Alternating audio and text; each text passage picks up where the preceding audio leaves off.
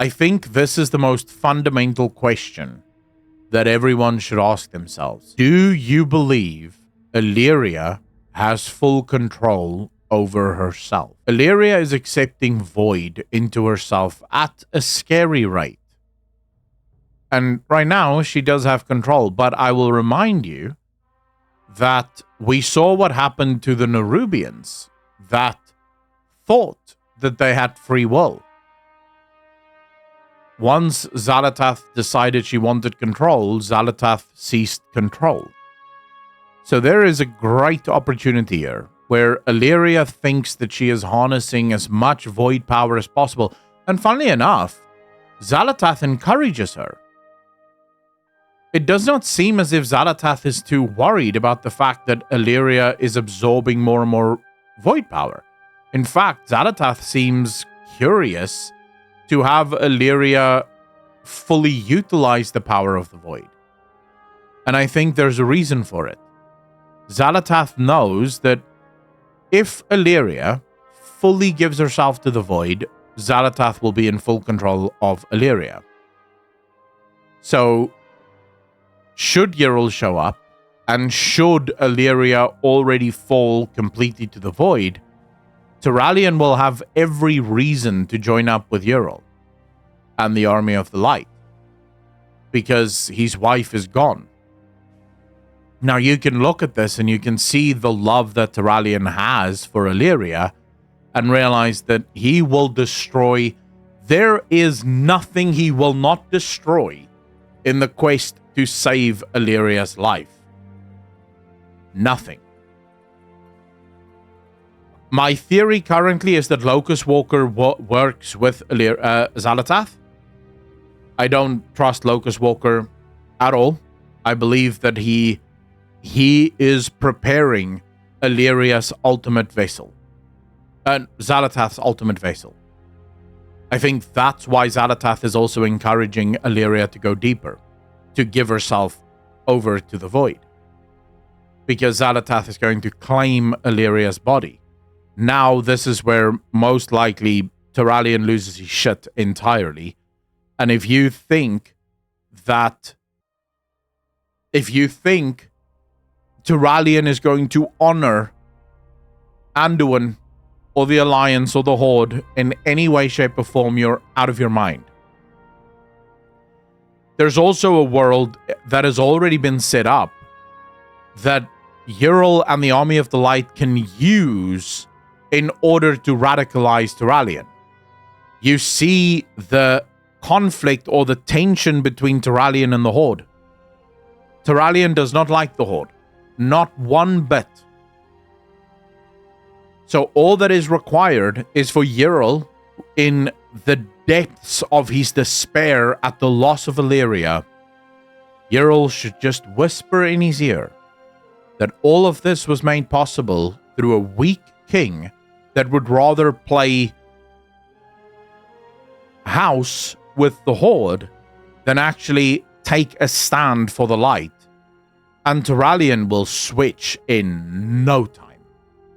He will join the Army of the Light, and in absolute terms, he will march out against the Alliance, against the Horde, against everyone. So I think it's a great setup to a big story, right? Maybe Locust Walker invited the Void to his homework. Alleria is the trigger for war. Well, yes, but also, never forget the prophecy of the Child of Light and Shadow, which I believe to be Arator.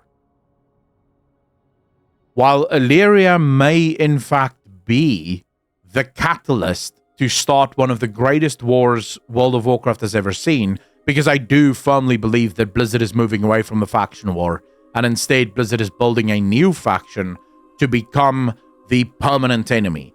I think one of the mistakes and one of the things that Blizzard have realized in their time making World of Warcraft is that a faction war between two player factions is almost impossible to maintain, because you can never have the big payoffs. You can never have big losses, because one side will feel as if they've lost, the other side will feel as if they've won. This is really bad. You can try to make every side lose all the time, but that also feels really shitty.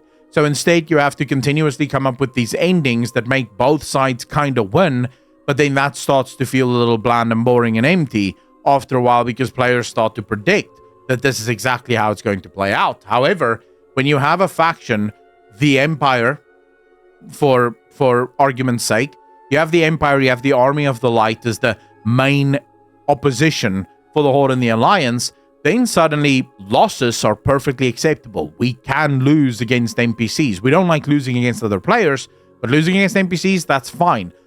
Major victories are also now achievable because NPCs don't feel sad when they lose, right? Except if they were written to feel sad, and then they're make-believe, so who gives a shit? So fundamentally, setting up these two enemies is a great way for Blizzard to bring back the war in World of Warcraft without actually having to go back into another Horde v Alliance expansion, where we all know where that goes. This is not new. What's the ending of every single Horde v Alliance expansion? It's come together, sing Kumbaya, and defeat the evil Horde leader, right? Every single expansion plays out exactly that way. And you already know that is how it plays out because it's always some evil Horde leader that starts the Alliance v Horde expansions. And that gets really boring. Really fast. So I think this is done on purpose. I think Blizzard knows exactly what they're doing this time around. Arator being the one that restores the balance may be a storyline that only plays itself out 10, 15 years from now, right? The question is, can he save Alleria and Terralion? Lil Fiji, how you doing? Is Alleria and Xal'atath the same person?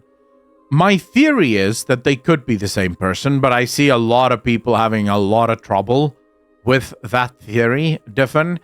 And I think it's because a lot of people don't understand timelines, right? A lot of people... Look, I get it. Time travel and timelines is very difficult and very complex to understand. But a lot of people will ask the question, wait, if Xal'atath is Alleria, then how the hell can they exist in the same timeline? And how the hell is it possible that Xal'atath is so much older than Alleria? And the thing is, well, timelines. Xal'atath is from a timeline that is much more advanced than our timeline. And so, because Xal'atath has complete control over the timeline, she can move to any point in the timeline. And she can influence events in that timeline to her heart's content. So it all depends, right? It also opens a whole new can of worms. If someone were to time travel back into settled World of Warcraft Azeroth timeline, the one that we're in, and make changes, will we just automatically know? Now, the common understanding there is that, yes, you will literally just, all of your memories will just automatically update with this new bit of information. So let's say, for example, Xal'atath went back in time now and killed Arthas before Arthas even became the Lich King. Tomorrow morning, all of us wake up and we have no memory of Arthas ever being the Lich King. Even though 24 hours ago, Arthas was 100% the Lich King, because Xal'atath went back in time and killed Arthas when he was a baby.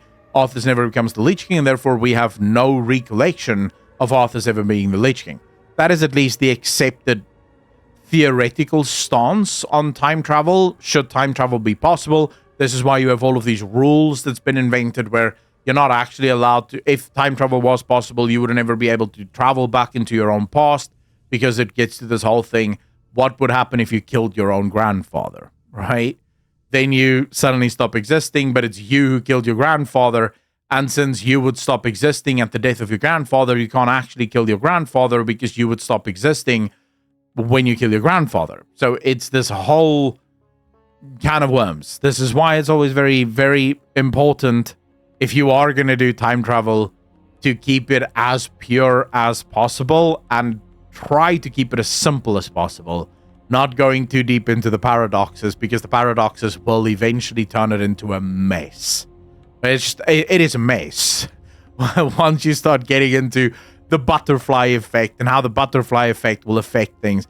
So yeah, but there is a world in which Xal'atath and Alleria is exactly the same person. There is a theory for that. I made the video. The video explains it in great detail. I won't go through it again because it will be another 20 minutes of me explaining it. But there is a world in which that can be possible. There is also a world in which Alleria is simply the vessel of Xal'atath.